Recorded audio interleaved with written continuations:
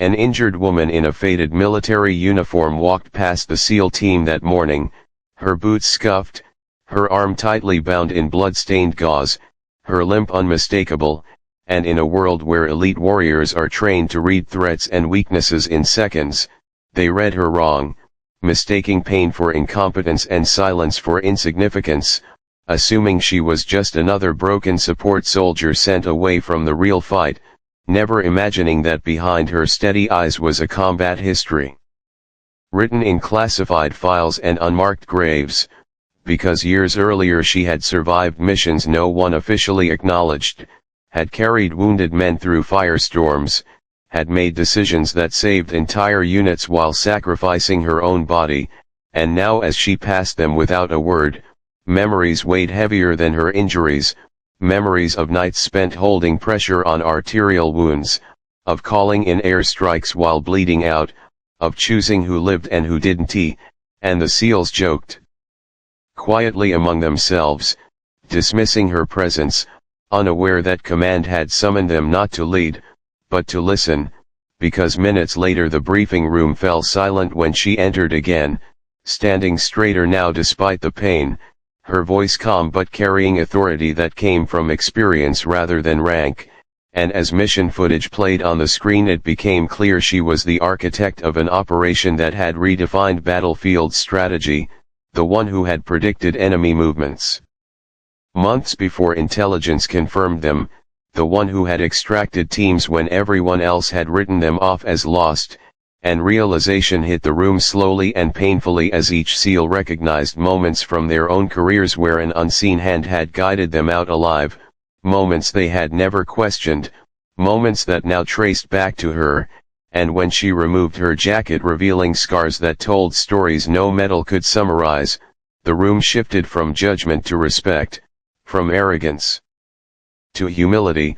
because they understood then that strength doesn't always announce itself with confidence or perfection, sometimes it limps past quietly, carrying more weight than anyone can see, and as she finished the briefing, assigning roles with precision that proved she knew their capabilities better than they knew themselves, the regret settled deep in their chests not because they had doubted her skill, but because they had forgotten the most important rule of warfare: never judge a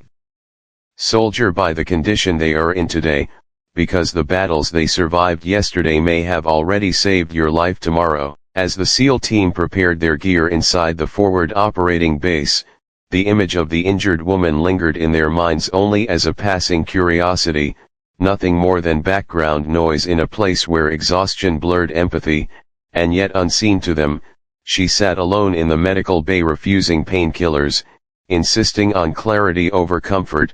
reviewing satellite maps and intercepted communications, because the mission they were about to run was one she had already lived through in a different form, months earlier, when her unit was ambushed in the same valley, when radio contact was lost, and when command hesitated while she acted, crawling through debris with a shattered shoulder to recover intel that now sat encrypted in her memory, every coordinate burned into her mind, and as the SEALs joked about odds and extraction times, she quietly prepared to correct mistakes before they became casualties. The briefing room filled with confident voices and controlled arrogance as the team leader outlined the plan, unaware that critical assumptions were already flawed, because terrain had shifted, loyalties had changed, and the enemy had adapted, things she knew because she had bled learning them, and when command interrupted, announcing a last-minute adjustment led by a special operations advisor, the SEALs exchanged skeptical glances, expecting a desk-bound analyst, not the same injured woman,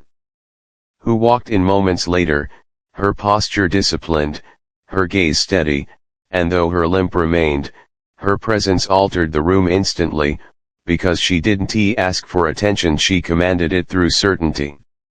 She spoke without theatrics, her voice calm but edged with experience, pointing to locations on the screen that contradicted their assumptions, explaining how enemy patrols intentionally left corridors unguarded to lure elite units into kill zones, describing ambush tactics that had already claimed lives weeks earlier, lives officially listed as missing, and as the SEALs listened, resistance softened into focus, because her words weren't theory, they were memory, and when she described how wind patterns in the valley distorted drone acoustics at night, several operators stiffened, realizing she was explaining failures they had personally witnessed but never fully understood. One SEAL finally challenged her, questioning her physical condition and field readiness, and the room held its breath as she slowly rolled up her sleeve, revealing faded unit markings and scar tissue crossing muscle that had been surgically rebuilt more than once, then calmly listed operations she had led, not with pride, but precision, dates, objectives, extraction points, and when she mentioned an operation where a SEAL team barely escaped after losing comms, the same team now sitting across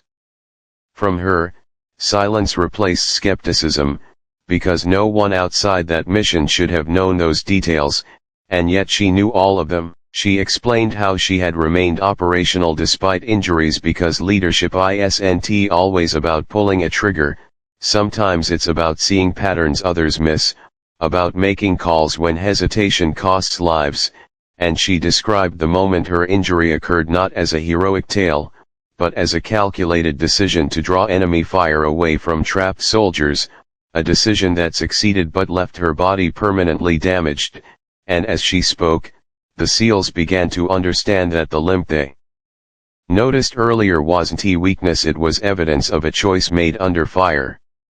The revised plan unfolded under her guidance, routes adjusted, timing altered, contingencies layered with brutal realism, and for the first time that morning, the SEALs felt uncertainty, not fear, but humility, because they realized how close they had been to repeating a fatal mistake, and as she assigned each operator a role tailored perfectly to their strengths and limitations, it became clear she had studied them long before they ever saw her, treating their lives with a seriousness that demanded trust, and slowly, that trust formed. When the mission launched under darkness, every warning she gave proved accurate. Enemy movement appeared exactly where she predicted, ambush points revealed themselves without engagement, and extraction occurred minutes before hostile reinforcements arrived, and back at base, the SEALs replayed the footage in stunned silence, watching their own survival unfold like a controlled miracle, knowing that without her intervention, the outcome would have been catastrophic, and regret surfaced not for doubting her competence, but for underestimating the cost of experience earned the hard way. Later that night, one by one, the SEALs approached her, offering quiet acknowledgments rather than apologies, because warriors understand respect doesn't need words, and she accepted each gesture without satisfaction or resentment, knowing judgment is human, but learning is survival, and as she prepared to redeploy despite medical restrictions, command informed her that her role would expand, that her insight was too valuable to remain unnoticed, and for the first time, recognition followed. Sacrifice rather than replacing it. By morning, the base had changed not in structure, but in mindset, because the story of the injured woman in uniform spread quietly among operators, not as legend, but as lesson, reminding them that strength is not always loud, authority does not always announce itself, and the most dangerous mistake a soldier can make is assuming they already know who matters, because sometimes the person you judge in passing is the reason you return home alive, and the SEAL team never forgot that morning, when regret became respect, and judgment turned into understanding. In the days following the mission, the injured woman remained a quiet presence on the base, rarely drawing attention, yet every major decision seemed to pass through her review, because command trusted what pain had taught her more than polished reports, and while others trained their bodies, she trained foresight, spending hours analyzing enemy adaptation patterns, predicting not just where attacks would occur, but why, understanding that war was not chaos, it was repetition disguised as randomness, and those who survived long enough learned to recognize it. The SEAL team began to notice subtle changes in their operations, ambushes avoided before they formed, patrols rerouted minutes before danger, and each time, the explanation traced back to her quiet corrections, and slowly, the memory of judging her by her injuries turned into something heavier than embarrassment. It became responsibility, because now they knew the cost of underestimating someone like her wasn't pride, it was lives. One evening, during a rare moment of calm, a younger operator asked her how she endured the pain, not just physical, but the isolation that came with knowing more than most and being seen as less, and she answered without hesitation, saying pain teaches clarity, and isolation sharpens judgment, because when you stop needing validation, you start seeing reality. And the room fell silent, realizing they were listening to wisdom forged under pressure no classroom could replicate. Her past slowly surfaced through fragments rather than stories, references to missions without names, teammates without graves, and decisions